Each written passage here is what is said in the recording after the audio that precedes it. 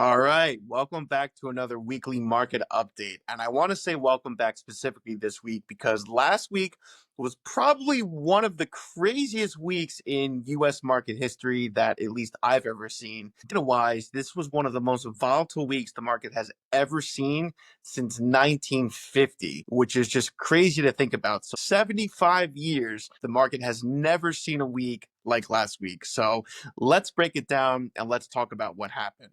So, as we all know, tariffs have been a forefront of conversations. They've been a forefront of headlines, media stories. I've been talking about it for weeks in my videos, and they really met their match in the markets last week because the market did some crazy things. We saw the market drop significantly and it went down. I think it was like 10% in a day. It was like unbelievable on Monday last week. And I personally had never seen anything like that. And we definitely got calls last week of folks just be asking us saying, hey, what's going on? Should I be making any changes? Should I be doing anything?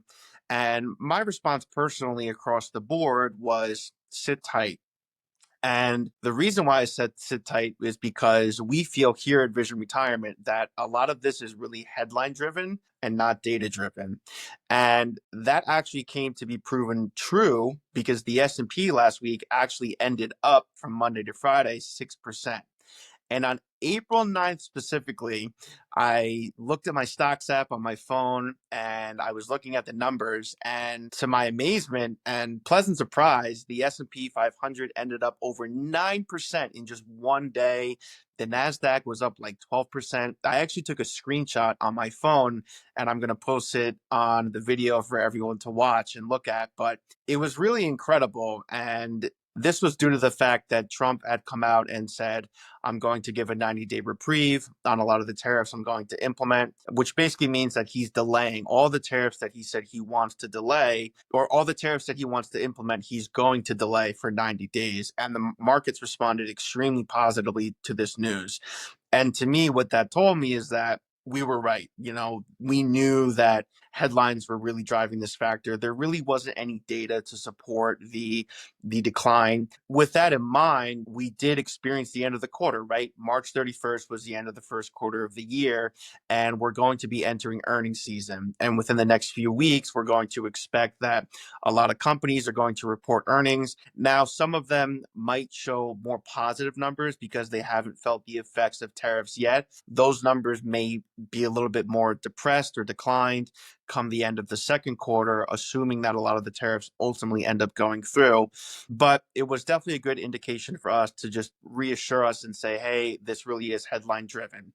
Now, with the first quarter figures coming out, we're going to be talking about that more in the coming weeks, but all signs are sort of pointing toward the right direction. We do feel that earnings aren't going to be as strong as they were over the last couple of years. And this won't really come as much of a surprise. Again, we don't have the numbers yet, but that's sort of what we're predicting. And a lot of this is just due to the fact that inflation has been really sticky for really long. The economy is slowing down. Discretionary spending amongst consumers is slowing down. And because of that, right, companies probably won't be as profitable. Their earnings won't be as significant.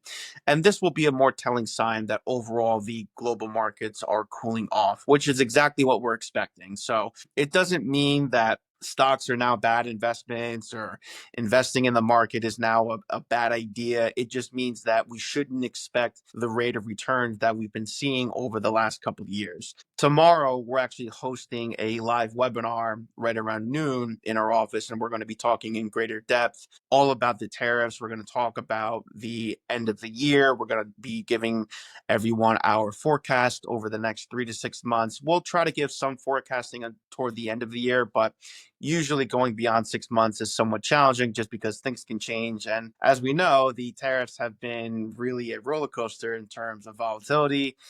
One day tariffs were implemented, the next day they weren't implemented, the next day they were, the next day they weren't. And we just really have no idea of what's going to happen. If we had a crystal ball, of course, we'd tell everyone, but it's just one of those things that only exists in Lord of the Rings, right?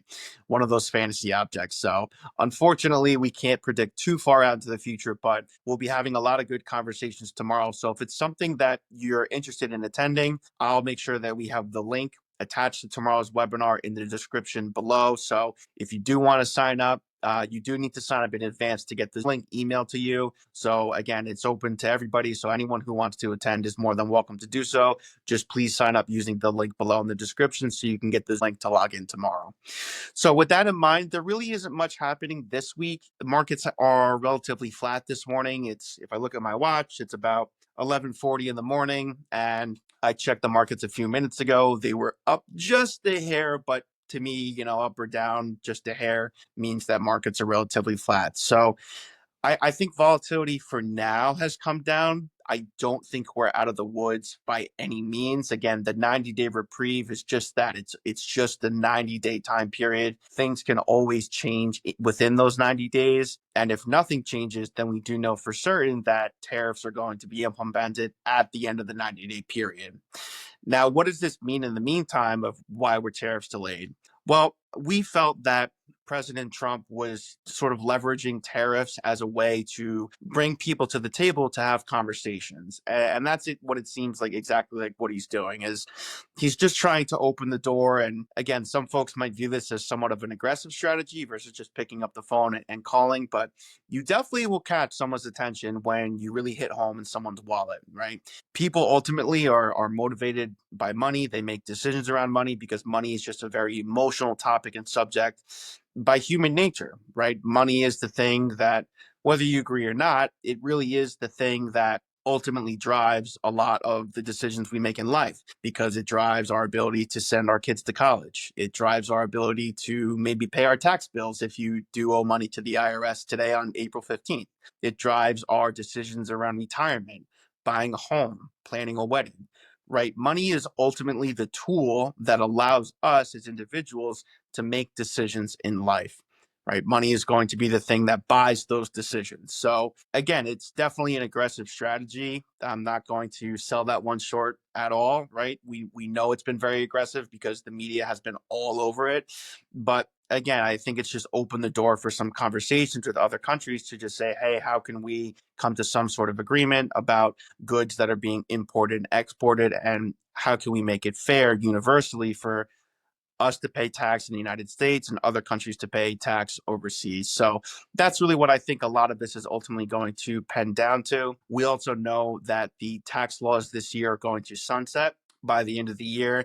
And we've been hearing some word, again, there's no clear indication yet, but we've been hearing some word that President Trump and his administration, they do want to try to keep a lot of the tax rates lower. As a reminder, if they do nothing and they can't come to an agreement to extend the laws as they are today, or come up with new legislation altogether, tax rates by default are going to go up universally for almost everyone in the United States. And I think they're trying to do what they can to avoid as much of that as humanly possible. And by generating tax revenue from other countries through tariffs, it's going to give them more leverage internally to make the argument that they can continue to keep tax rates on the lower side for the average everyday American. So with that in mind, I think a lot of this is going to be just continuing to let the dust settle. Again, if you wrote it out last week, you ended up doing well. And that's why I always stress if something is headline driven and not data driven, it's important to not let your emotions overtake your decision making and allow yourself that time to sort of stick it through. JP Morgan always has a great chart that I love about missing days in the market. And if you miss just the best day or the best couple of days or the best week in any given time frame over a 20-year period, it can really cut into your returns. And I'll throw that chart here on the video as well. I don't have it memorized off the top of my head, but when you look at it, you're going to see, wow, if I miss just 1 or 2 days, my returns could have been cut in half if I had just stuck it out. And I think most of us did do a pretty good job of sticking it out. Again, if it's something you really can't stomach, that's a different conversation altogether. And that's just a reassessment of how much risk you're taking in your portfolio.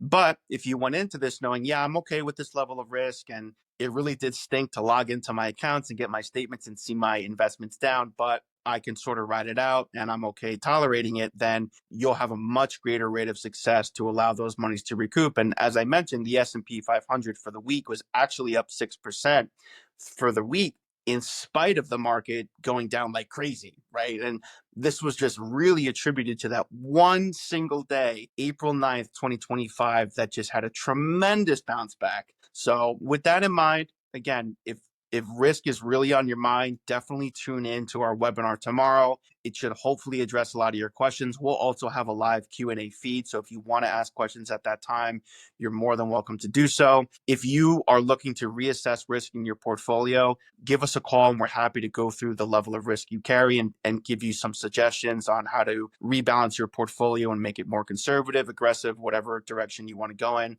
But again, I think just letting the dust settle is going to be really important as we work through some of the volatility in the markets over the next few months.